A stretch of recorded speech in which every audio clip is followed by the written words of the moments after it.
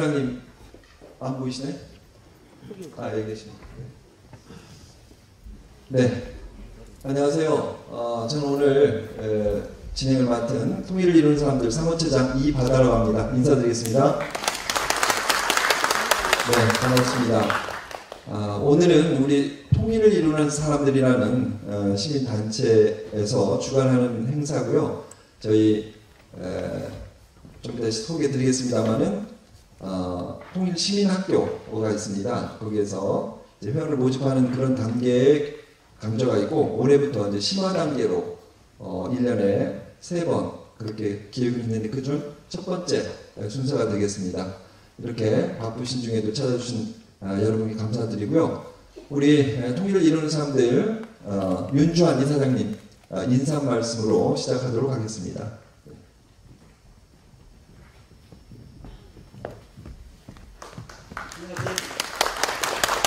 네, 우리 사회자께서 말씀하신 대로 우리 회원들 위주로 심화학습을 하자 이런 취지로 강좌를 열었는데, 워낙 유명한 명사분이 오셨기에 좀 넓혀서 시민한테도 좀 널리 홍보해서 오십사라는 그런 자리를 마련했습니다. 그러다 보니까 새로운 얼굴들 많이 뵙게 돼서 이렇게 참석해 주셔서 너무 고맙다는 인사 말씀드립니다. 지금 한반도 상황이 급변하고 있죠. 어떻게 갈지 좀 어리둥절한 이런 상황입니다. 이런 상황 속에 우리 정세현 전 장관님께서는 통일 외교 문제에 대해서는 가장 원로이시고, 그 전에 그 남북 정상회담에 두 번의 남북 정상회담을 이끌어내신 주역이시죠. 이 분을 모시고 우리 한반도 정세 앞으로 어떻게 될 건가를 이렇게 알아보는 것은 아주 시적절하고 이렇게 뜻깊은 행사라고 이렇게 생각합니다. 부디 이제 우리 이 상황 속에서 우리 정 장관님의 말씀을 듣고 과연 우리 시민으로서의 할 역할이 뭔가 이거를 좀 모색하는 그런 시간이 되었으면 합니다. 부디 좀 진지한 가운데 경청해 주시면서 나중에 이렇게 활발한 토의도 해주시고 그런 시간 가졌으면 좋겠습니다. 고맙습니다. 네, 우리 통일을 이루는 사람들 통일시민학교의 교장님으로 계시는 백장현 교장 선생님 또 환영사 듣도록 하겠습니다. 네, 안녕하세요. 저는 통일시민학교 교장 백장현입니다. 제가 긴 얘기하는 건 적절치 않을 것 같고, 그 시민학교 프로그램 안내만 좀 드리고 제가 정세현 장관님 소개하는 걸로 그렇게 하겠습니다. 그 올해부터 작년에도 이제 시민학교를 4차례 교사 대상의 시민학교를 한 차례에서 5차례 했는데, 올해는 일단 시민 대상의 시민학교를 4차례 하려고 합니다. 그래서 4월, 6월, 9월, 11월 이렇게 하는데, 이번에 첫 번째로 지금 13기가 되는데 4월 24일 날 시작을 합니다. 그래서 4월 24일 날, 4월 28일, 29일 3일에 걸쳐서 하는데,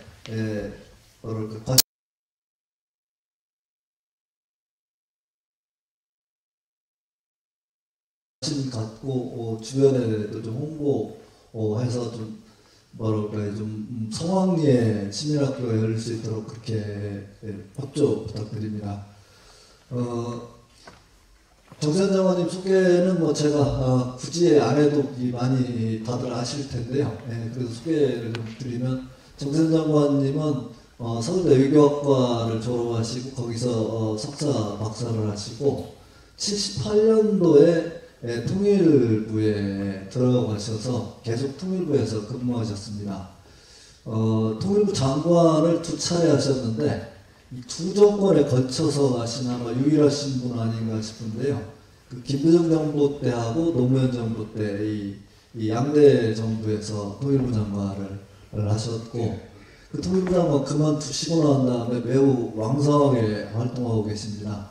그 카터 전 대통령에 대해서 미국의 언론들이 이 카터 대통령은 이 현역 대통령을 하는 것보다 그냥 처음부터 전직 대통령을 하는 게 훨씬 나을 뻔했다, 이런 평을 할 만큼 그분이 이제 퇴임 후에 활동을 매우 왕성하게 하셨는데요. 그 정세현 장관님은 이 현직에 계셨을 때도 열심히 하셨지만 퇴임 후에도 오히려 더 유명해지신 것 같아요. 그래서 우리 이 대한민국 입장에서는 시민사회 입장에서는 아주 뭐랄까 고마우신 분입니다. 그리고 이번에 책 중에 최근에 나온 그 정세현의 외교 토크라는 책이 아주 명저입니다. 우리 통일을 이루는 사람들의 독서 모임이 있는데 그 독서 모임이 한 달에 한 번씩 이제 남북관계 통일 관련된 책을 읽는데 그 중에서 굉장히 호평을 받은 책입니다. 제가 더 이상 뭐 소개 안 해도 될 것 같은데 정세훈 장관님 모시겠습니다. 뜨거운 박수로 환영해 주십시오.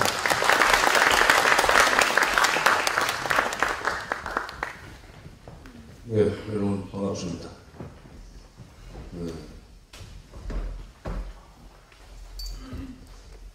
제가 77년에 들어갔습니다. 2년 늦게 나를 입부를 시켰는데 이제 통일 문제를 직업적으로 다루기 시작한 지 벌써 40년이 좀 넘었기 때문에 어떤 점에서는 많이 안다고 할 수도 있지만 또 너무 외골 수업하다 보면은 시야가 좁아지는 수가 있죠. 멋진 말로 표현하면은 매너리즘에 빠질 수도 있다고 하는 생각을 하면서 항상 자기 경계를 하고 있습니다. 처음에 백 교수님이 저한테 오늘 강의를 부탁할 때만 해도 김정은의 급작스러운 방중 같은 사건이 없을 때였기 때문에 그리고 남북 정상 26일까지는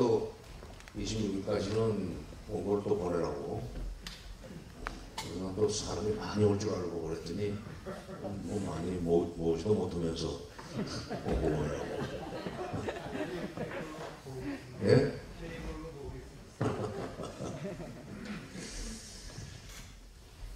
자료는 이건 보십시오. 네.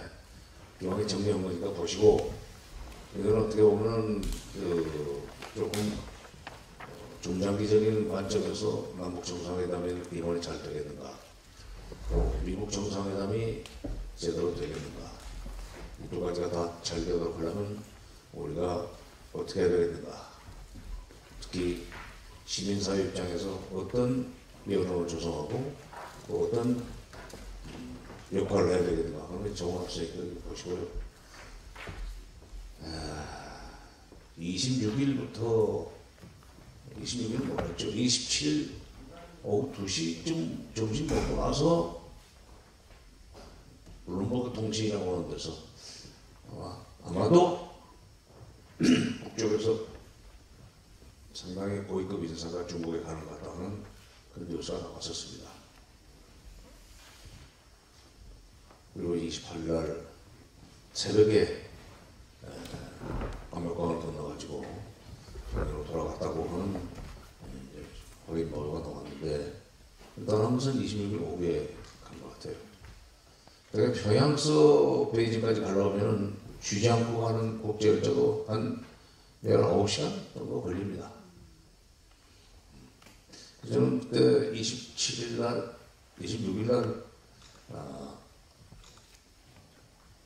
압록강 건너 단동역 쪽으로 가림막이 쳐지고, 그 다음에 또 압록강 철교 밑으로 순시선들이 왔다 갔다 한다는 얘기 듣고, 이거는 어디서는 뭐 국내 일부에서는 김여정이다는 보도도 나오고 추측도 나오고, 그다음에 또 무슨 뭐 최용해다 하는 얘기도 나오는데, 저는 그걸 보고는 김정은도 아니고 최용해도 아니고 이게 김정은이다 라고 생각했습니다. 북한에서는 그걸 1호 행사라고 1호 행사, 우리는 VIP라고 그러지만 그게 1호라고 합니다. 그 강철비 영화 보신 분 계세요? 네. 그거로 개성공단에 왔던 북한 1호가 저격당해서 그 요원이 남쪽으로 내려오는 걸로 시작하는 거 아닙니까? 그 1호가 바로 북한의 최고 권력자, 요즘 최고위층을 얘기하는데 김정은이라고 봤어요. 그리고 그때부터 왜 이 시기에 김정은이 가는가? 의식에 김정은이 가는가? 김정은이 가겠다고 했는가? 중국이 와달라고 했는가? 순전히 이건 뭐 정보를 놓고 제가 도청한 것도 아니지만 아마도 중국이 불렀을 것이다. 부른다기에 뭐 너 와서 설명해 놓으라기보다는 대체 지금 남북 정상회담까지는 이해를 하지만 뭐 어떻게 이 얘기를 미국한테 했길래 트럼프가 얘기를 듣자마자 북미 정상회담을 하자고 나서며 그러구나 막바로 지금이라도 할 수 있다? 내지는 4월 중에 하고 싶다는 얘기까지 거기에 만들었느냐 궁금하지 않겠어요? 원래는 우리 쪽에 특사단이 가가지고 김정은으로부터 들은 얘기를 전달하니까 바로 그 자리에서 우리 참모들은 뭐 좀 더 연구해보자 무슨 검토해보자 하는데 대통령이 직접 들어가지고 얘기 듣더니 정상회담 보겠다 김정은 회담 보겠다 하는 식으로 결단 내려버린 겁니다. 이런 게 다 뉴스에 나왔기 때문에 중국으로서는 굉장히 궁금했을 거예요.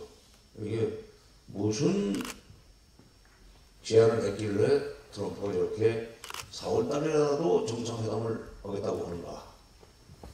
그래서 우리 특사단이 남북 정상회담이 이미 4월 달에 합의가 열릴 예정으로 합의가 열릴 걸로 합의가 되어 있기 때문에 좀 5월 달로 미뤄달라 해서 5월달로 간 겁니다.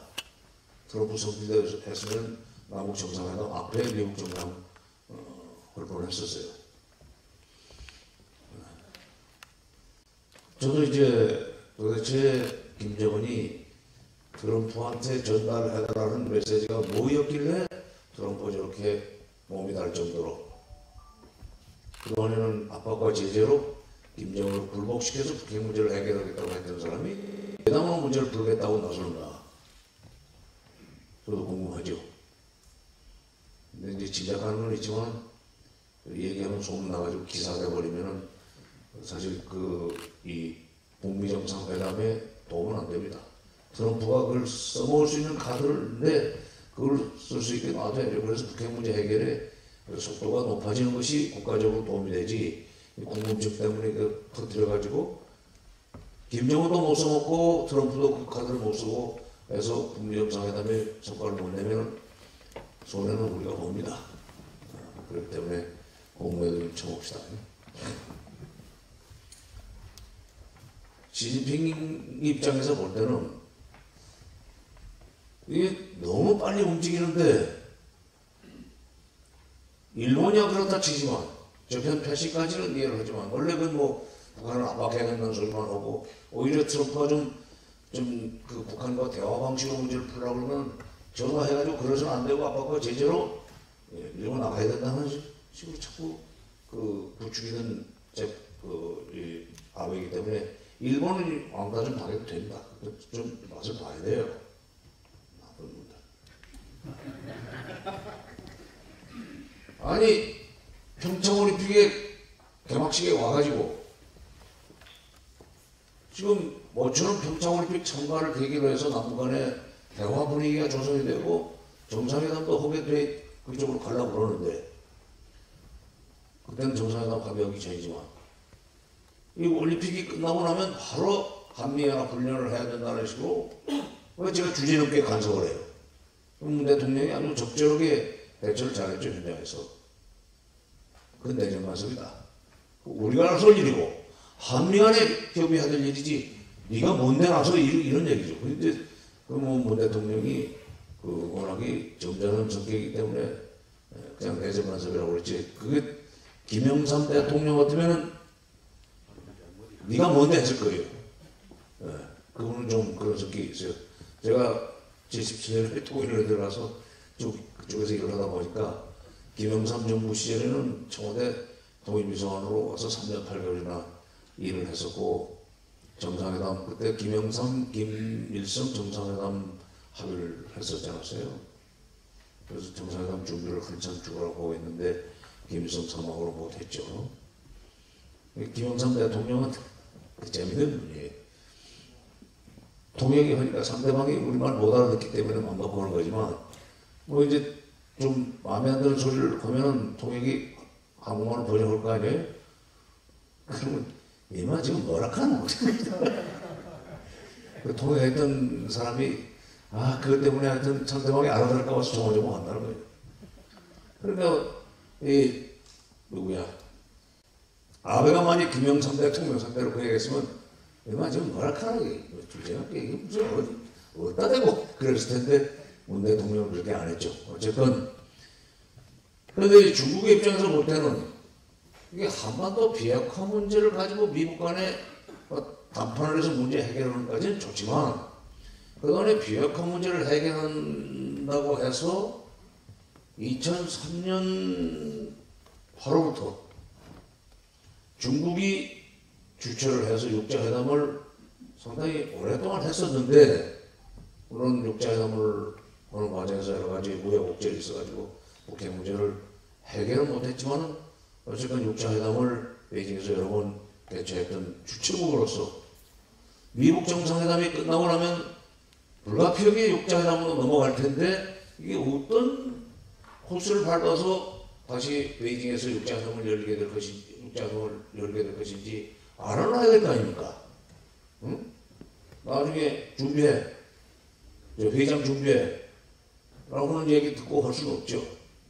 더구나 중국은 지금 옛날 중국이 아닙니다.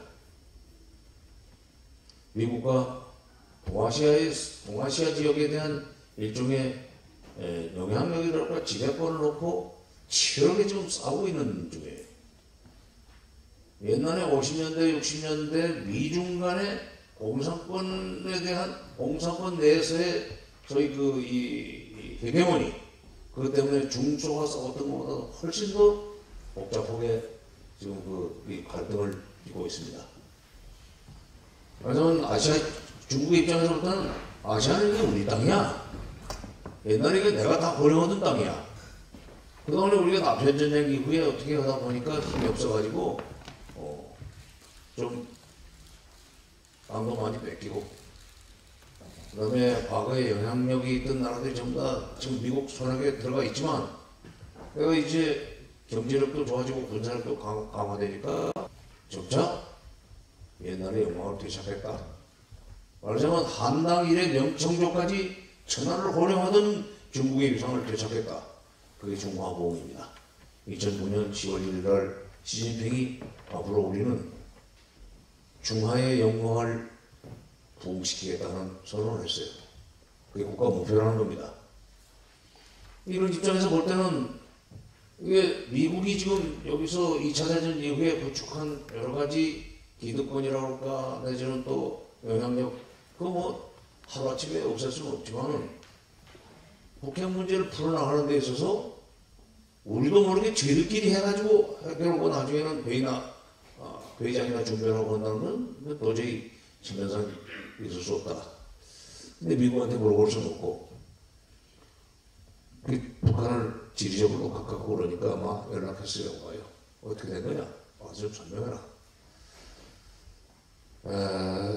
그동안에 김정은이 중국을 안 간 것이 아니라 여러 번 가려고 했는데 그 의전 때문에 마음에 안 들어서 못 갔다고 하는 얘기를 외국인에서 듣고 있습니다. 뭐냐면 김정일 때는 이제 중국의 지도자는 구시다오입니다. 정택민, 장점인 구진다오 또는 그 이전에 마오쩌둥, 김일성, 김정일 때까지는 양국 간의 관계가 각별한 관계이기 때문에 그야말로 조중 혈맹 관계이기 때문에 이 상호 방문을 하면 최고의 대우로 해서 영접을 했어요. 청와도 세게 하고. 그런데 이제 시진핑으로 넘어오면서부터는 우리 그런 거 없다. 무슨 솔직히 북한이 지금 혈맹도 아니고 얼마나 귀찮게 합니까? 중국 어렵게 하는 일이 한두 가지. 그리고 우리는 이제 정상국가로 가는 거니까 너도 올라면은 미국 대통령 이상 해줄 수 없다. 한국 대통령, 미국 대통령 다 그야말로 평범하게 하는데 뭐 네가 죽불나게 요란하게 의전을 갖춰달라고 하느냐 하는 식으로 해서 거절했대요. 더구나 이제 시진핑은 서양 측으로 놀지 않습니까 지금. 중국의 지도자들이 그동안에 부인 데리고 다닌 적이 없어요. 후진타오까지는. 모택동 무슨 뭐 등소평 장점인 후진타오 전부 다 혼자 다녔습니다. 저 정상회담을 갈 때도. 근데 시진핑은 좀 완전 서양식으로 부인 항상 데리고 다니잖아요. 김정일도 그 흉내를 내기 시작했어요. 제가 우리 특사단 갔을 때 노동당 당사를 공개하고 환영만찬을 해서 그 환영만찬 준비해놓고 이설주가 그 참석을 해가지고 앞으로 모든 국제 행사에 정상급 외교에는 이설주가 가겠구나 하더니 이번에도 좀 가지 않았습니까?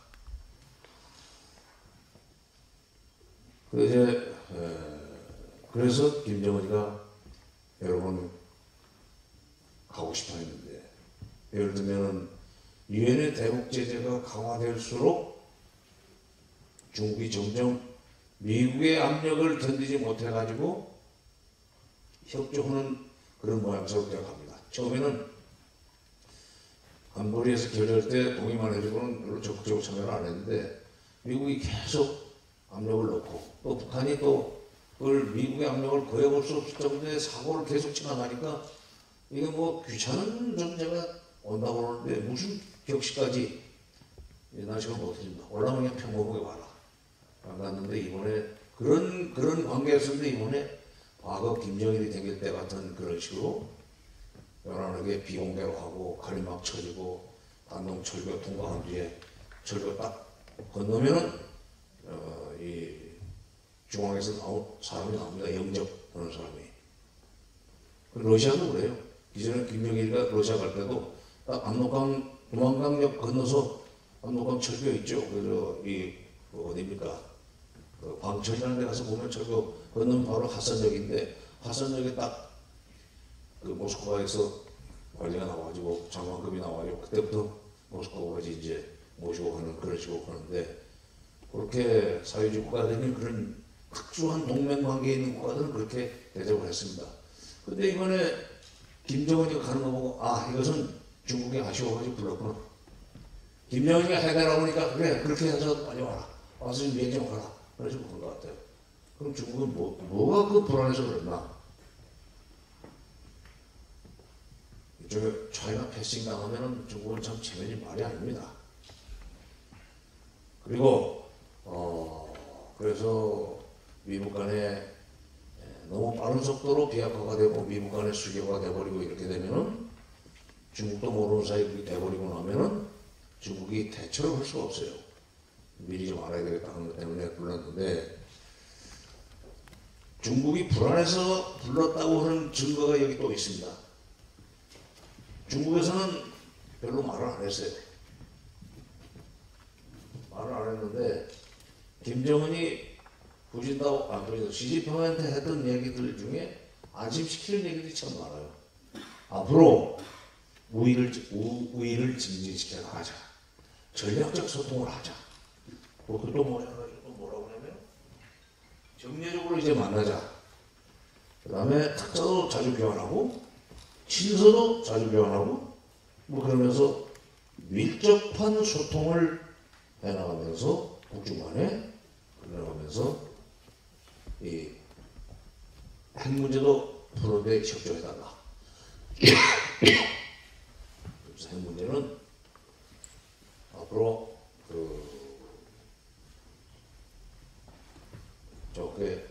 소위 행동 대 행동으로, 그리고 선의를 가지고 선의라는 표현을 썼습니다. 이 선의라는 표현을 왜 나오냐면 우리 쪽에서 계속 북한의 진정성을 믿을 수 있느냐, 또 거짓말할 거다. 일부 이제 보수 언론에서 김정은이 아니라 김정일 때부터 북한이 핵 문제를 해결할 것처럼 회담에 나와가지고 계속 이거저거 받아먹기만 하고 그건 조금도 핵 문제는 진전이 없었다 하는 식으로 자꾸 써대잖아요. 그건 사실이 아닙니다. 팩트 체크업은 당장 그거 사실 아니에요. 지금 보수 언론은 그렇게 쓰고 있어요. 일부 보수적인 성향의 전문가라는 사람들도 그런 식으로 이제 글을 쓰고 칼럼도 쓰고 막 대담도 하고 그러던데 제가 보면 참 곡조도 모르면서도 곡조도 모르는 사람들이 가사도 틀린 노래 잘도 부른다는 생각이 들어요. 제목은 비슷한데 곡조도 틀리고 가사 틀리게 부르는 사람들이 있지 않습니까? 왜? 백 교수님 좀 그럴 것 같아요.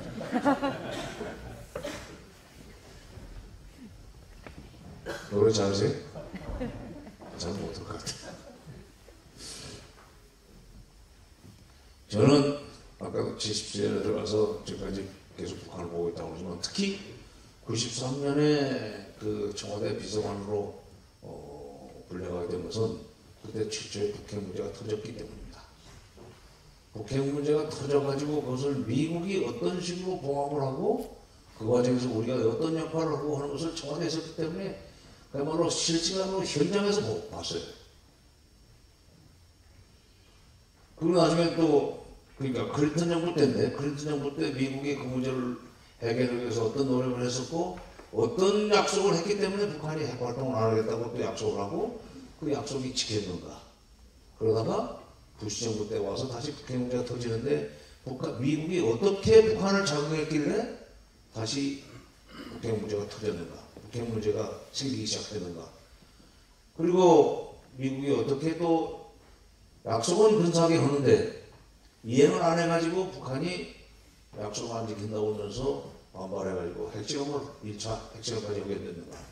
핵실험하게 되면 안 돼. 핵실험하고는 안 되는 미국이 그야말로 군사적으로도 칠 줄 알았더니 달래기 시작해요. 또. 미국이 북한 다루는 거 보면요. 좀 모릅니다. 말은 아주 죽여버릴 것처럼 하면서도 진짜 세게 반발하면 뒤로 싹 불러가지고 왜 그래 임마 살살해. 나도 쟤는 진짜 이런 식으로 하니 그게 됩니까? 그래놓고 회담 열어요. 회담 열어놓고는 모든 걸 요구하는 걸 다 줄 것처럼 해놓고는 약속 합의서 만듭니다. 만들어놓고 북한은 그 말을 믿고 이제 움직이려고 그래요. 근데 실무적으로 다시 이제 그걸 이행하는 여러 가지 절차 문제를 제기하는 과정에서 반드시 사고가 납니다. 사고 나는 게 뭐냐? 이번에 김정은이 가서 강조한 거예요. 소위 동시 행동으로 해야 되는데 행동 대 행동, 상호주의. 미국이 이만큼 하면 북한이 이만큼 하겠다. 북한이 이만큼 하면 미국도 이만큼 하겠다는 식으로 약속을 해요. 그러고 꼭 이해하는 과정에서 미국이 네가 먼저 해. 난 너를 믿을 수가 없어.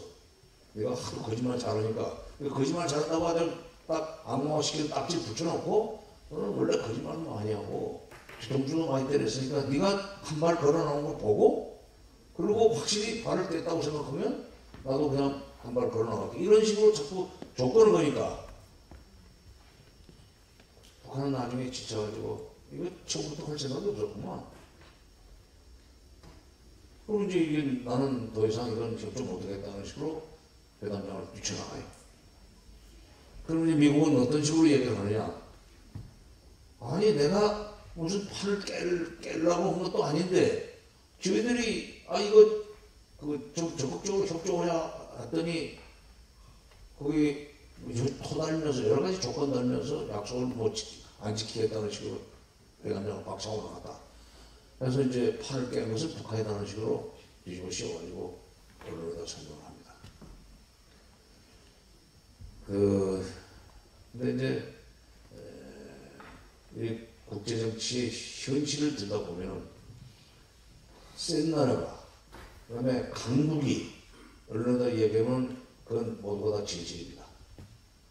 상대방이 한 것은 지가 잘못한 것은 일체 얘기하지 않고 상대방의 잘못만 조목조목 정리해가지고 부각을 시키면서 이래서 우리는 잘하려고 했는데 상대방 때문에 이게 일이 풀리지 않게 됐다는 식으로 설명을 하면 대부분의 언론은 그걸 베끼게 돼 있어요. 좀 유식한 표현을 쓰면 미국의 국제 정보 질서를 장악하고 있기 때문에 거기서 얘기하면 그것이 진실입니다.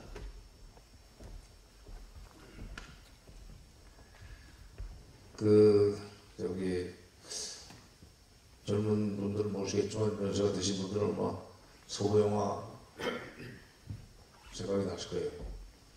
서부 영화를 보면 옛날에 서부 영화를 보면은 50년대 6.25 전쟁 끝나고 나서 서구 영화 무지하게 들어왔습니다. 거의 뭐 공짜가 떨어졌는데 그게 이제 그때가 미국 사람들이 헐리우드에서 만든 서구 영화를 거의 막 그냥 국가에서 그걸로 지원을 해가지고 우리한테 무상으로 이제 막 들이보내고 여기서는 사업하는 사람들이 돈 받고 뭐 영화를 보여줬지만 백인이 서부 개척을 하는 과정에서 인디안을 죽일 수밖에 없었던 스토리가 서구 영화입니다. 그렇죠. 백인은 약속을 지키고 그 법대로 하고 근데 인디안은 보고 약속을 해놓고 깨고 그리고 뒤로 뒤통수 때리고 정면에서 깨고 뒤통수 때리고 우리는 그때는 뭣도 모르고 그 영화를 보면서 미국이 우리를 먹을 걸 주던 시절이니까 미국이 뭐 옥수수 가루, 뭐 밀가루, 쌀, 뭐 분유 다 주고 뭐 있던 혼옷도 보내가지고 추운 겨울에 그 뭐 구물자라서 뭐라고 해서 사서 입지 않았습니까? 그렇게 살던 시절 때는 미국이 고마워서 미국은 우리나라고 인디안은 나쁜 나라였습니다. 그러니까 백인이 인디안들한테 잡혀가 가지고 이제 무자비하게 좀 그 학살상으로 돼 있는 그런 이제 그 장면들이 나와요. 뭐 큰 기둥에다 묶어놓고는 인디안들이 지나가면서 칼로 한 번씩 긋고 지나가는 그런 식의 이제 막 이 잔인한 장면을 부각시켜요. 그럴 때 백인 그 기병대들이 모퉁이를 돌아서 인디안 마을로 들어가기 시작하고 우리 전부 일어서 막 우리나라 박수 치고 그랬었는데 지금 와서 가만히 생각해보니까 특히 북핵 문제 해결사, 북핵 문제의 전개 과정을 보면은 서구 영화와 똑같습니다. 백인이 약속한 지기가 많아요. 서구 영화에는 그게 안 나오지만은 그러니까 저는 이제 그 북핵 문제가 이렇게 풀릴 뻔하다 악화되고 그 다음에 다시 책임을 북한한테 떠넘기고 하는 장면을 보면서 바로 이게 백인이 인디안한테 모든 책임을 떠넘기는 거고 똑같은 논리로 지금 이걸 문제를 보고 있고 설명을 하는구나 그런 생각을 많이 하게 됐는데 그런 식으로 해서 이제 북핵 문제가 해결 안 됐기 때문에 김정은이는 이번에 그 누구냐 시진핑한테 가서 그 얘기를 한 거예요. 철저히 우리는 동시 행동으로 해야 된다고 생각합니다.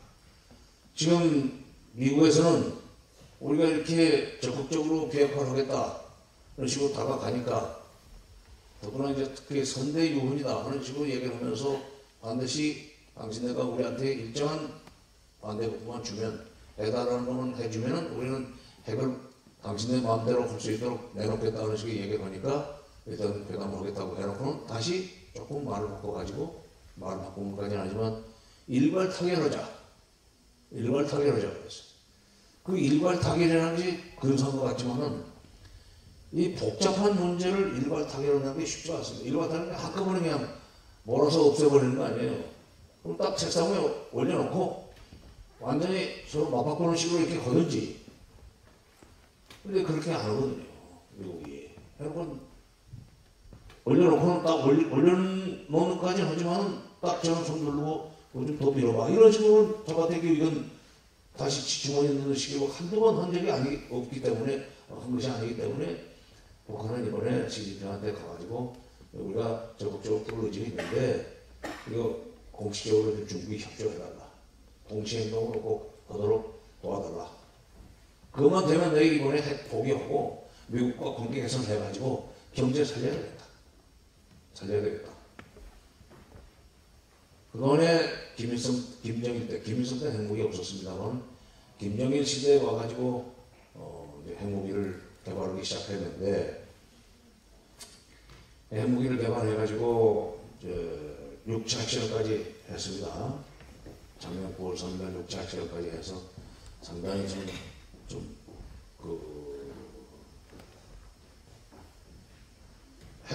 일종의 핵 보유국이라고 인정할 수밖에 없는 상황까지 왔어요. 아니라고 해도 소용이 없습니다. 대개 핵실험을 5번 하면은 살상력이 높은 핵무기가 개발됐다고 봐야 된다는 거죠. 두 번째, 이제 북한은 또 어떤 일을 했느냐면, 핵무기를 가지고 있으면 뭐예요? 폭탄만 가지고 있으면 모릅니까? 미국을 위협하려면 미국까지 날아갈 수 있는 미사일이 있어야 돼요. 옛날에는 미국이 2차 대전 끝날 때 45년 8월 달에 일본에다가 핵폭탄 2개 떨어질 때는 그때는 미사일도 필요 없고 비행기에다 싣고 와가지고 폭격 싣고 와서 공중에서 고공에 떨어뜨리고 그냥 자기는 갔거든요. 그때는 레이더라는 것이 없을 때이기 때문에 됐어요. 그게. 지금은 레이더가 있기 때문에 레이더가 감지하는 속도보다 더 빨리 날아가서 상대방 지역에 떨어지는 미사일이 있어야만 핵폭탄을 쓸 수가 있습니다. 그 핵폭탄은 드디어 지난 11월 29일 날, 작년 11월 29일 날 13,000kg짜리를 성공을 시켜버렸어요. 그때부터 미국이 조금 이제 북한을 만만하게 보지 않고, 협상을 하겠다면 우리는 해야 되겠구나. 그전에는 몇가지 것들이 언제 그런 무기를 만들겠는가 하는 배짱으로 해볼 때만 해봐. 그러면서 이제 중국이나 우리나라나 일본한테는 압박과 제재로 굴복시키자.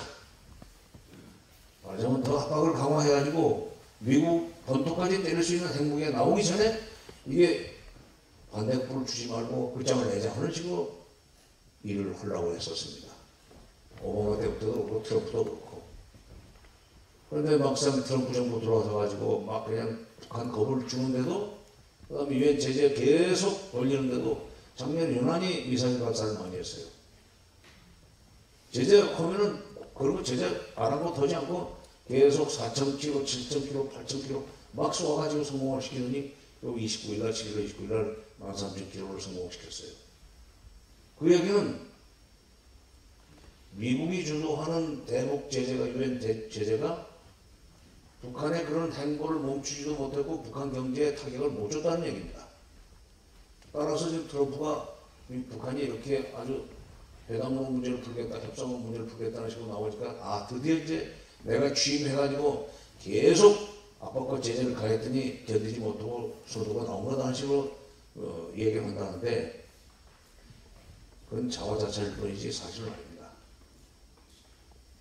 문제는 그렇게 얘기를 하면서 속으로는 그건 아니고 이건 전략을 제대로 써야 되겠지라는 생각을 하면 좋은데, 그게 아니고 홍보 논리 차원에서 그 얘기하는 것까지 좋지만 정책도 그런 차원에서 그런 시각에서 세우면 대부분 안 나올 거예요.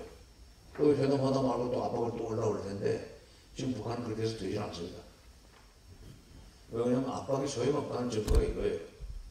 북한 경제는 대외 의존도가 10%밖에 안 돼요. 우리는 한 90%입니다. 우리는 북한 같은 제재를 받으면 일주일도 못 버티고 손들게 돼 있어요. 그러니까 하루 벌어서 하루 먹고 사는 경제입니다. 이 득점 크지만. 근데 북한은 50년대부터 이게 중국과 소련이 너무 경제적 지원 좀 하면서 너무 간섭하기 때문에 다 필요 없다. 우리는 그냥 자급자족, 소위 이 세끼 먹을 거 2끼 먹더라도 우리 좀 얘들한테 간섭 안 받고 끌려다니지 않는 식으로 해서 살겠다.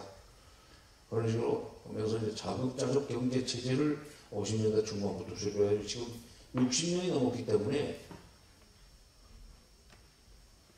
비유를 한다면은 시골 산 쪽에 가면은 눈이 엄청나게 내릴 경우에 자개도 못 가고 건너마을도 못 가는 그런 정도로 움직일 수 없는 상황에서도 시골 사람들 방이나 창고 속에 며칠씩은 비축해놓고 있잖아요. 고기만 먹으면 어때요? 시래기국 먹고 그다음에 대충 된장 풀어서 하면 그럼 새끼를 먹는 거지. 그래서 눈 녹을 때까지 기다리면 되는 거 아니에요. 우리는 그렇게 안 돼요. 우리는 90%이기 때문에. 그러니까 그런 자급자족 경제 체제이기 때문에 외국에서 그동안에 그렇게 제재가 심화되고, 특히 트럼프가 내가 이렇게 제재를 강화하면은, 선거에서 제재를 강화하면 결국 손 들고 나올 것이라는 식으로 큰 소리 쳤지만 경제가 나빠지니까 한국은행이 작년에 2017년 초에 발표하기를 2016년도에 북한 경제는 그런 어려운 상황에서도 3.9% 성장했다고 발표를 했습니다. 한국은행이 옛날부터 북한 경제를 쭉 체크하면서 경제 성장이 얼마, 그 다음에 GDP가 얼마 됐다는 걸 다 이 통계를 냅니다. 그래가지고 신문에도 공표를 하는데 보통 국민들은 관심이 없죠. 그냥 북한 미우니까 못 산다는 것만 알고 있으면 됐지 무슨 뭐 구체적으로 무엇이가 뭐 얼마나 좋아졌고 이러면서 좋아질 수가 없다는 믿음을 가지고 있는 분이 많아요. 북한이 어떻게 좋아져? 나쁜 놈들 곧 죽어야 되는데. 저주하는 사람들은 북한에 좋은 얘기를 하면 그런 사람을 종북이라고 그래요. 좌빨이라고 그러고. 근데 북한 경제가 3.9% 성장했다는 식으로 우리 한국은행이 보는 것은 굉장히 보수적인 평가를 하는데, 평가인데, 러시아 사람들 얘기 들어보면은 자기들이 볼 때는 자기들은 이제 같은 사회주의 방식이기 때문에 5% 내지 6%씩 성장했다. 진짜 소용없었다 이게요. 우리 5% 성장 못합니다. 지금 우리 지금 2점 몇 프로 뭐 가지고도 그냥 조금만 2.78%만 돼도 정부가 막 생색을 내고 그러려고 하는데 한때는 우리도 뭐 두 자리 숫자 성장을 했었지만 그러니까 제재 가지고는 소용이 없는데도 불구하고 지금 트럼프가 만약 그런 생각을 버리지 못하고 있다면 북중 정상회담에서 성과가 별로 안 나올 수도 있습니다. 그 점에서 우리가 남북 정상회담 후에 북한의 여러 가지 속내를 잘 파악한 뒤에 미국한테 그런 식으로 안 된다는 얘기를 할 필요가 있어요. 교육을 시켜야 됩니다. 그런 점에서 지금 남북 정상회담하고 미국 정상회담만 약속이 돼 있었는데 문 대통령이 그 중간에다가 한미 정상회담을 반드시 해야 되겠다. 남북 정상회담 후에 한미 정상회담 해서 미국한테 북한을 어떤 식으로 다루는 것이 좋겠는지 얘기를 해줘서 북미 정상회담에서 성과가 나도록 해야 되겠다는 얘기를 했어요. 좋은 선택이라고 생각합니다. 그런데 베트남으로 떠나는 날 아침에 한미 정상회담, 남북 정상회담, 한미 정상회담, 북미 정상회담 끝나고 나면 남북미 정상회담을 해야 될지도 모르겠다. 북핵 문제를 풀기 위해서. 거기서 중국이 놀랄 겁니다. 왜 나를 빼? 북핵 문제를 푸는데 나를 빼놓고 해? 그동안에 북핵 문제 풀기 위해서 우리 북경에 와가지고 회담을 몇 번을 하고, 우리가 밥을 얼마나 많이 먹였는데. 지금 하지만 이제 결정적으로 그야말로 이번에 잘하면은 북핵 문제가 완전히 풀릴지 모르는데 그때는 나보고 빠지라고. 이거는 곤란하지 않냐. 그래서 불러가지고 얘기를 들었는데 김정은이 이게 동시행동하면 안 된다는 얘기를 했어요. 그런데 볼튼이 지금 볼튼이라는 사람이 있습니다. 볼튼이라고 호수에 불리는 처음에 트럼프가 볼튼을 안보과장이나 국무부장 시키려고 했었대요. 근데 코스염이 마음에 안 들어서 안 시켰다고. 여기 트럼프는 특이한 사람이에요. 코스염이 그게 좀 멋있지가 않아요. 뭐 히틀러 코스염은 어떻게 좀 깨끗한데 너무 좀 지저분하잖아요. 칼질 수염도 아니고 좀 잘못됐어요. 아마 제가 좀 트럼프 대통령이 몇 마디 하면은 깎일지도 모르겠는데 볼튼이라는 사람이 부시 정부에서 부시 정부 시절의 네오콘 중에 네오콘입니다. 아주 강경파예요. 아주 강경파입니다. 그러니까 부시 정부가 2001년부터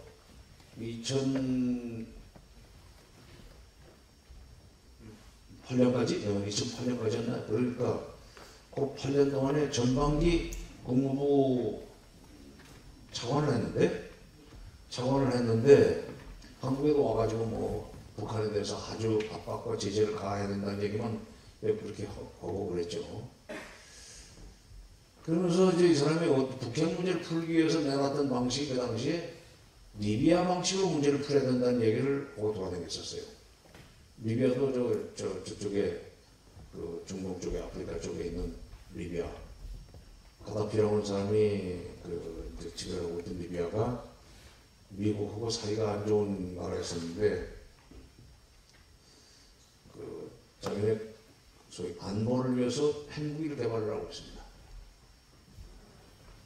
핵무기를 개발하려고 그러는데 이제 상당한 정도 기술 수준을 확보를 했고 또 북한이 그 기술을 도와줬어요. 또. 북한이 어떻게 보면 대단한 기술을 가지고 있는 나라입니다. 그 소련이 기술을 주지 않았어요. 미사일 기술도 소련이 위험하다고 안 주는데도 불구하고 독학으로 전부 다 해낸 거예요. 독학으로 해낸 거예요. 그래서 우리도 미국이 간섭만 없으면 얼마든지 그렇게 할 수 있는데 미국이 그걸 못하게 해도 못하는 겁니다. 핵폭탄 만드는 게 복잡하지 않아요. 미사일도 그 대단한 것도 아니라고 하더라고요. 하여튼 북한은 그런 소련이 미사일도 안 팔았어요. 주지도 않고. 그걸 에집트에 가서 사가지고 와서 뭘 줬는지 하여튼 뭘 하여튼 바꿔가지고 왔겠죠. 와가지고 그놈을 보내서 역설계에서 늘려가지고 뭐 200kg인가 300kg짜리 사다가 그놈을 400kg, 500kg, 1000kg, 8000kg, 10,000kg, 13,000kg까지 만들었어요. 핵기술도 뭘로 하느냐면 파키스탄에 있는 뭐 칸박사를 뭘 삶아가지고 초보적인 기술만 좀 저주받은 뒤에 그 다음부터 그걸 독학을 해가지고 저렇게 만들었습니다. 그러니까 이 문제가 우리를 어렵게 만들고 있어서 조금 복잡하긴 하지만 저 조선 사람 아닙니까? 우리도 뭐 조선 사람이라고도 하고 한국 사람이라고 그러지만 이게 우리가 보통 이 코리안들 두뇌가 보통이 아니라는 얘기예요. 대단한 겁니다. 근데 우리는 이 두뇌가 경제적으로 발양이 돼가지고 지금 이 인구 5천만밖에 안 되는 작은 나라가 세계 11대 경제 대국이 됐다는 것은 대단한 겁니다. 우리 식민지도 없잖아요. 영국이나 프랑스가 처음부터 이 G7 안에 들어갈 수 있었던 것은 어찌됐건 그 사람들이 식민지를 가지고 있기 때문에 시장이 없잖아요. 시장이. 지금은 다 독립시켰지만 과거에 그 식민지로 거들고 있던 나라들은 지금도 영국 아니면 못 살고 불란살면 못 삽니다. 아프리카에 있는 국가들, 또 동남아에 있는 국가들은. 영국 물건 많이 사고 또 싸게 또 자원 공급하고 국토가 여기저기 떨어져 있을 뿐이지 그게 국내 시장이 그만큼 크기 때문에 이렇게 경제가 빨리 클 수가 있죠. 우리는 순전히 수출해서 먹고 사는 나라인데 국내 시장이 5천만 밖에 안 되기 때문에 근데 저 2,500만 밖에 안 되는 북한은 경제는 별 것이 없지만은 그 머리가 무기 개발하는 쪽으로 발달이 돼가지고 지금 그걸 가지고 한 방에 끝내려고 하는 겁니다. 미국하고. 사실은 북한이 핵무기를 가지게 된 동기는 어떻게 보면 좀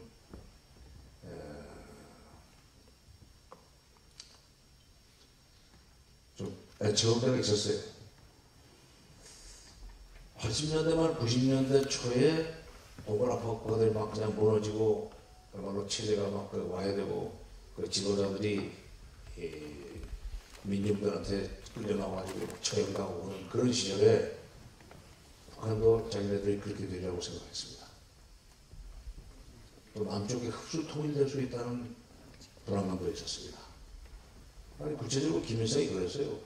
89년 1월 1일 날 신년사에서 북한은 1월 1일 언제든지 최고 지도자가 직접 작년도에 이러이러한 성과가 있었고 금년도에 이러이러한 정책을 하겠다는 것을 직접 설명합니다. 그게 신년사예요.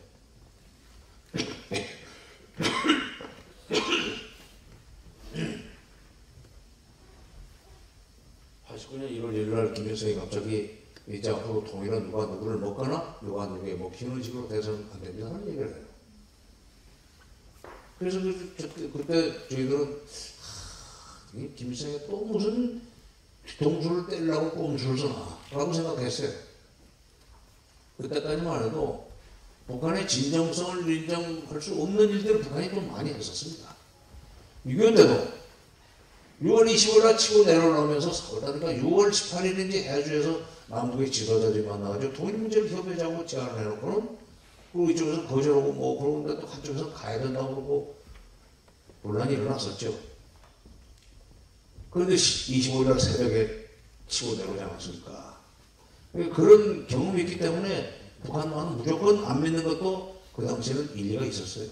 그리고 이 말 속에 무슨 또 지혜가 묻혀 있나 뒤져보게 돼 있었는데 이상하네. 물론 오그라파 사정을 보면은 그런 걱정하는 만도 하지만 왜냐하면 89년이 되면 한국 경제는 이렇게 올라갈 때입니다.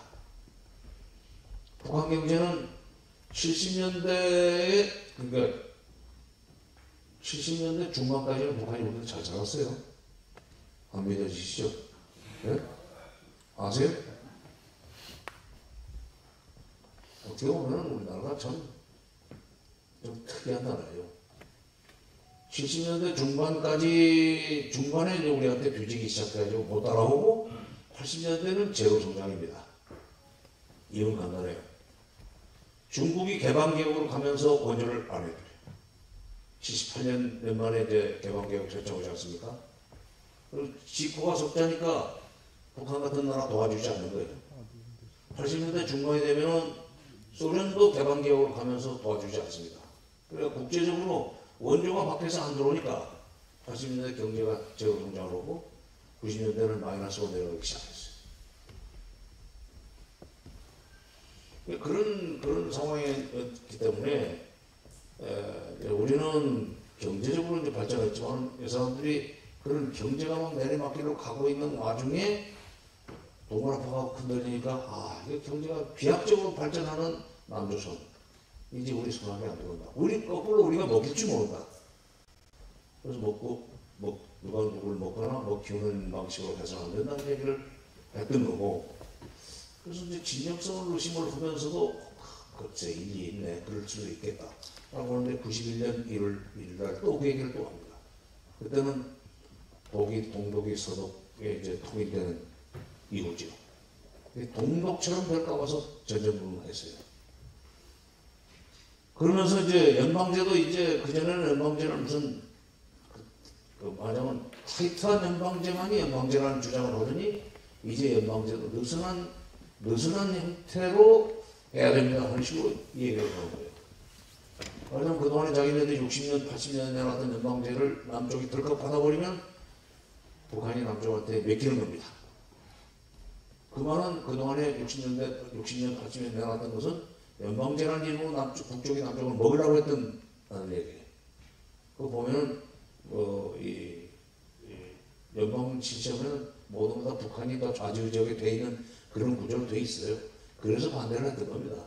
근데 이제 지금은 아니에요. 지금은 아닌데 아직도 연방이라는 단어만 보면 공산화 통일방안이라고 착각을 하는 분들이 있는데 지금은 그건 아닙니다. 오히려 우리가 자기네들이 옛날에 했던 연방제를 하자고 할까 봐서 지금 오히려 불안한 상태예요. 왜? 경제가 워낙에 나쁘니까. 그래서 경제가 나쁜 상황에서 먹힐지 모른다고 해가지고 북한이 92년 2월 달에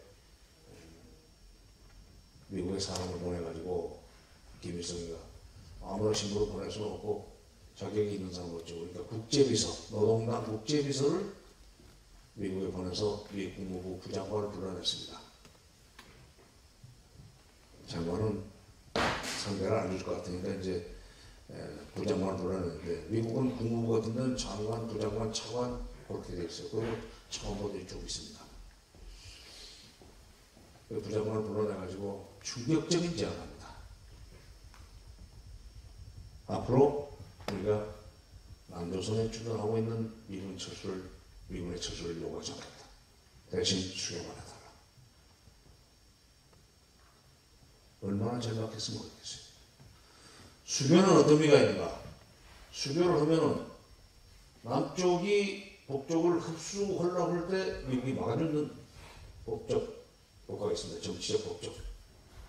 수교해버리면 그러기 전에 사실은 이제 90년부터 시작이 된 남북 총리 그 회담에서 92년 연말에 남북 기본 합의서를 걸쳐 얘기하는데 그 기본 합의서 1항이 상호 체제 인정 존중, 2. 상호 불가치, 3. 내정 불가항성, 4. 화개 정보 활동 중지.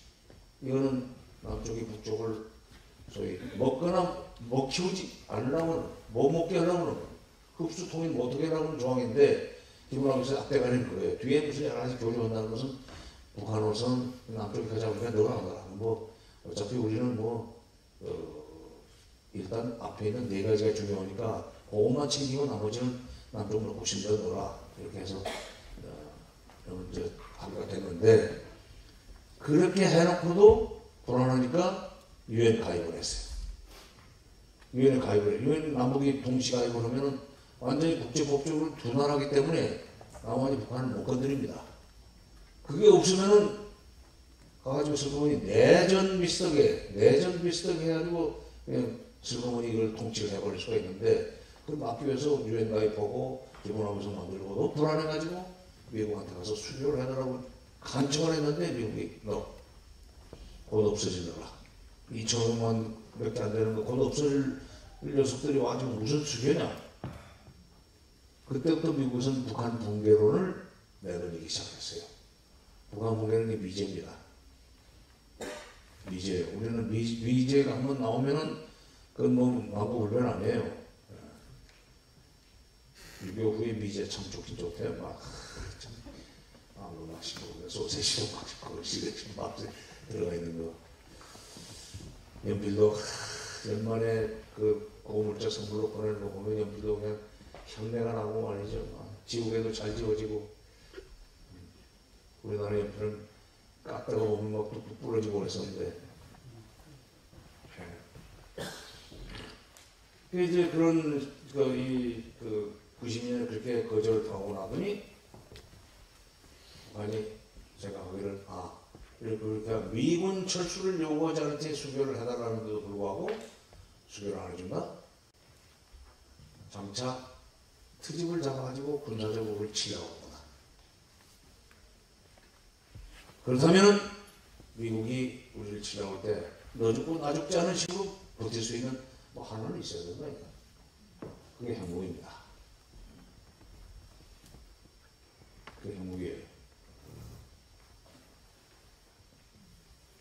핵무기를 개발하려고 이제 그 준비를 했죠. 그런데 왜다 기름에다 불에다 기름을 붓는 게 뭐라고 합니까? 불에다 기름 붓는다고요? 이 노태우 정부 말년에 미국이 92년에 연초에 그 제안을 거절한 뒤에 다시 93년에 다시 한미연합훈련, 그때는 팀스피릿이었는데 팀스피릿 훈련을 재개한다는 결정을 했거든요. 노태우 정부 말년에 국방장관, 노태우 정부에는 외벽이 와가지고는 힘을 못 썼습니다. 미국이 하자면 한다고 할 수밖에 없었어요. 그전에는 90년 한 해 동안 팀스피릿 훈련을 안 했거든요. 남북관계 사이가 좋을 때. 그러니까 북한 입장에서 볼 때는 자 그렇게 그야말로 굴욕적인 제안을 하면서 간청을 해도 거절해. 그리고 팀스피릿을 재개해. 그리고 북한이 핵무기를 개발을 의심이 든다고 해가지고는 국제 원자력 기구라는 걸 들여보내가지고 막 아무데나 뒤지는 특별사찰을 하려고 덤벼. 이건 뭔가 꼬투리 잡히면 죽이라고 하는 거구나. 그래서 이제 핵무기를 그렇다면 이제 본격적으로는 뭐 미국하고 왕래 끊고 핵무기 개발하고 말겠다 해서 이제 핵무기 개발을 선언합니다. 그리고 정권이 바뀌어요. 미국에서. 아버지 부시 정권에서 클린턴 정부로 넘어갑니다. 클린턴 정권에서는 바로 빼가마자 불러냈어요. 저 배주진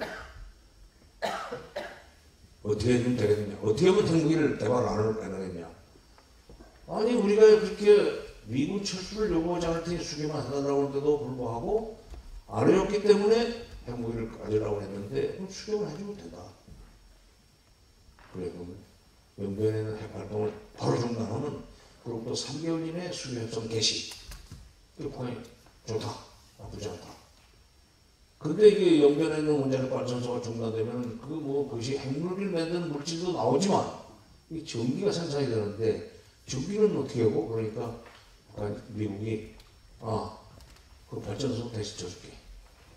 그래서 5,000kW짜리를 중단하는 대신 200만 킬로와트를 줄게. 사전됩니다. 북한이 혹했지.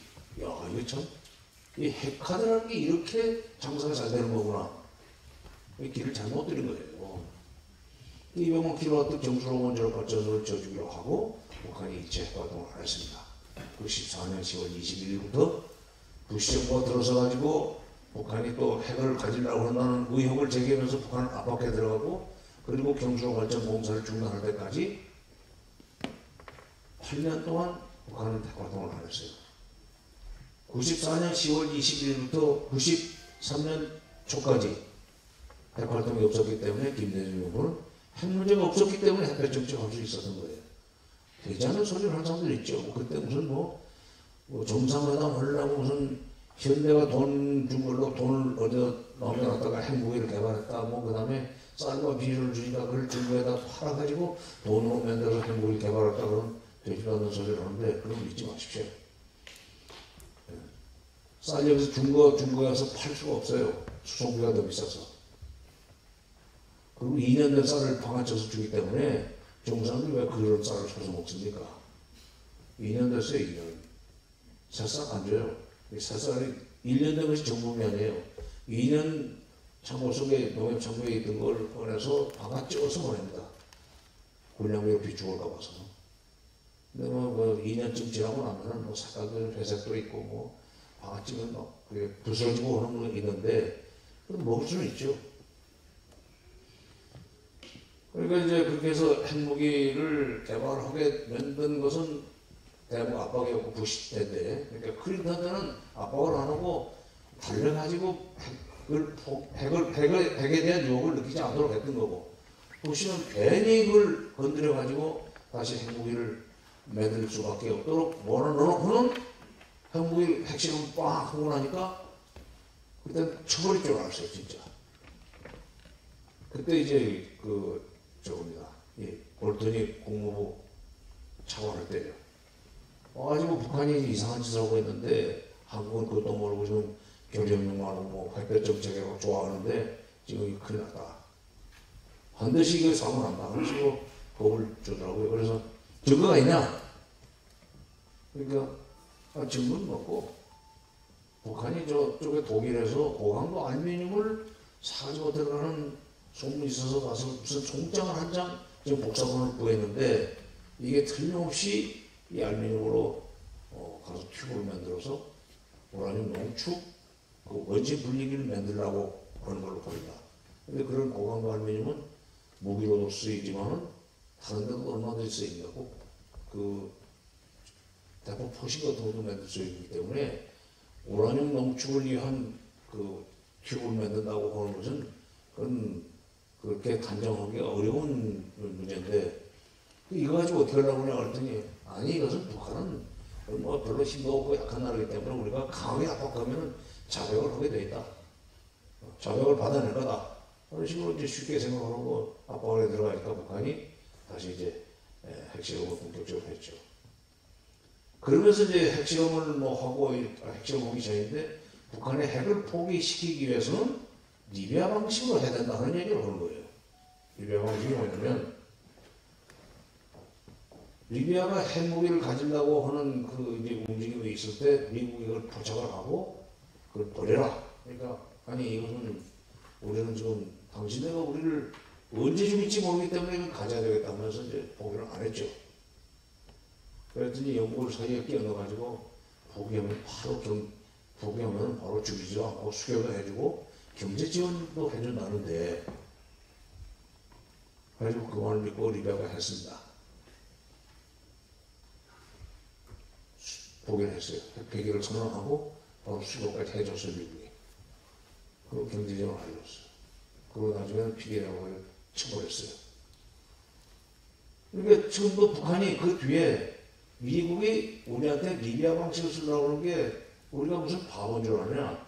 세상 노는 어린애도 아니고 리비아가 미국한테 속아가지고 먼저 핵을 폐기하면 수교도 해주고 경제 지원을 해준다고 하는 그 강원지선에 속아서 지금 나오지 않느냐? 우리는 그런 정책을 받지 않는다.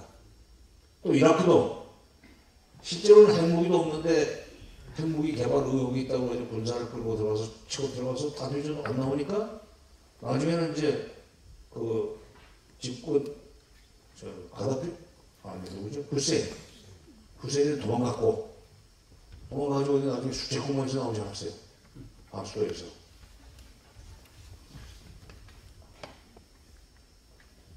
처음에는 핵무기 개발 때문에 후세인을 제거해야 된다고 치고 들어가놓고는 핵무기가 없으니까 나중에는 통치 기간 중에 학살을 많이 했다고 그 핑계를 대서 처형을 했습니다.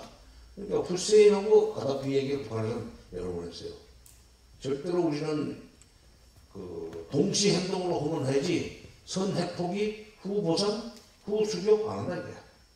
수교와 포기를 같이 동시에 바꿔주면은 그래도 위험하지만 그래도 한번 할 수 있잖아. 또 그런 거를 또 하려면은 단둘이서 안 되고 다른 나라들이 옆에서 보장을 해줘야 된다. 그러니까 미국 간에 수교하는데 한국도 중국도 러시아도 일본도 다 와서 같이 회담하고 그다음에 도장 찍어서 만약 이 중에 누군가 하나 약속을 어기면 나머지 나라가 그 나라를 제재한다든지 이런 식으로 보장을 해달라는 겁니다. 이번에 중국 가서 그 얘기한 거예요. 저는 앞으로 미국 정상회담에서 볼튼이 나서가지고 리비아 방식도 얘기를 하면은 그 회담 진짜 안 됩니다. 이 원고 쓸 때만 해도 볼튼이 아직 지원되기 전이에요. 응? 보내놓고 나왔더니 볼튼이 돼서 이게 전 조짐이 좋지 않은데 왜냐하면 이 세상 바뀐 줄 모르고 옛날 얘기만 찾고 오는 사람이에요. 그리고 그것은 문자가 이 네오콘들이 그것은 문자가 뭐냐면 bad behavior의 리워드는 없다. 나쁜 행동을 한 사람들한테 무슨 놈의 보상을 주느냐. 아니 핵무기를 개발하고 그 다음에 또 그걸 가지고 많은 사람을 죽이려고 하는 무기를 개발한 건데 그런 나쁜 행동을 한 나라에 대해서 무슨 수교를 해주고 무슨 평화협정을 체결해준단 말이냐. 그럼 어떻게 하자느냐. 나쁜 짓 했으니까 무조건 압박을 해가지고 뺏어야 된다. 군사적으로 처사도 해야 된다. 그런 식으로 되지 않는 소리를 비협적인. 그러니까 국내적으로는 그런 식으로 통치가 돼요. 그러나 국제사회에서는 그렇게 안 됩니다. 그래서 난 바로 그거예요. 백인이 인디안다는 듯이 흘러가는 게 지금 미국 내에 소위 보수적인 생각을 가지고 있는 싱크탱크, 와할 전문가들, 그 다음에 정치인들, 그런 사람들이에요. 백인이 인디안다는 듯이 흘러갑니다. 모든 책임은 상대방한테 떠넘기고, 자기는 항상 선이고, 옳고, 정이고. 이번에 이제 이 남북 정상회담은 뭐 큰 문제 없이 잘 되자고 봅니다. 오늘 27일로 날짜가 잡혔고 의제도 비핵화, 그다음에 평화국 중문제, 그다음에 또 남북 관계 발전 세 가지 의제를 채택을 했다고 그러는데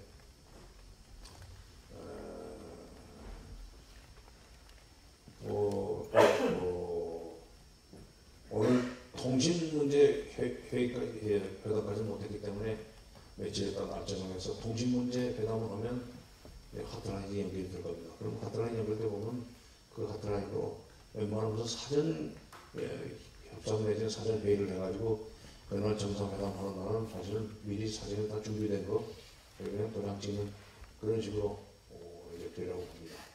문제는 미국 회담이에요. 북미 회담, 정상회담.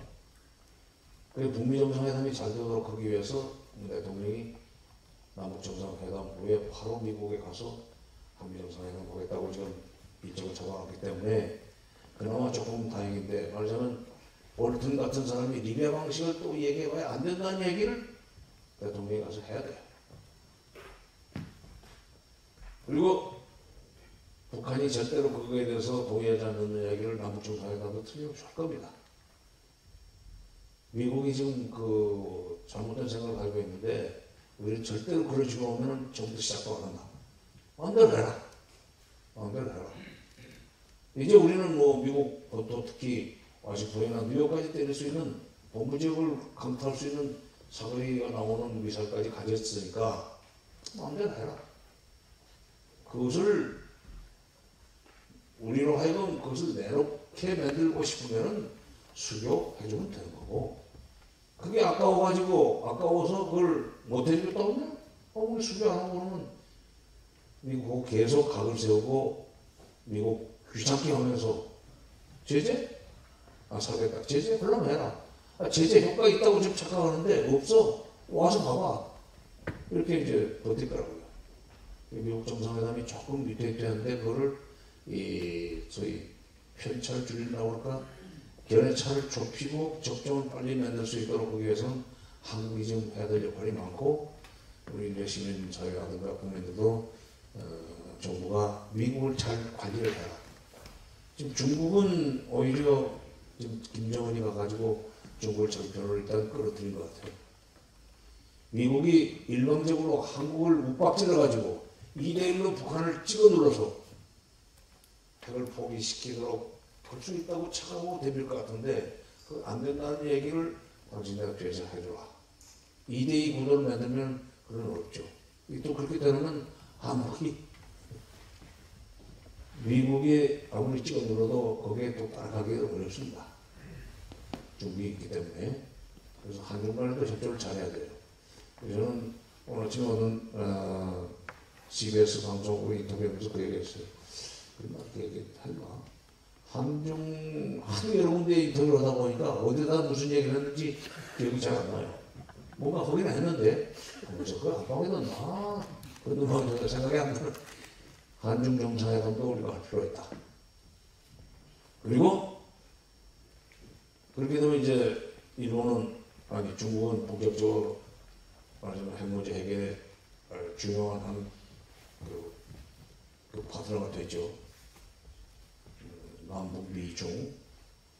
근데 러시아도 저 가만하면 안 돼요. 결국 러시아도 일단 끌어들여야 됩니다. 근데 북한이 러시아를 끌어들일 것 같아요. 그러면 우리가 이거 믿지만은 일본을 끌어들여야 됩니다. 근데 어차피 육자회담으로 가야 되니까. 육자회담 열렸을 때 그 우리가 끝까지 방치했다가 그것 때문에 삐쳐가지고 회담에 와가지고 계속 딴소리 그렇게 만드는 것보다는 차라리 우리가 넣어줄게. 응? 우리 넣어줄게. 북한이 너 들어오는 거 싫어지만은 우리가 잘 얘기해가지고 넣어줄게 하는 식으로 해서 좀 미국 정상회담 넘어가기 전에 한미 정상회담만 서둘 것이 아니라 한중 정상회담도 하고 또 북일 관계 개선이라고 할까 북일 정상회담도 주선할 수 있으면 주선해 줘버리는 게 여러 가지 우리 도움이 되리라고 생각합니다. 이 정도 제가 말씀드리고 질의응답으로 답변하겠습니다.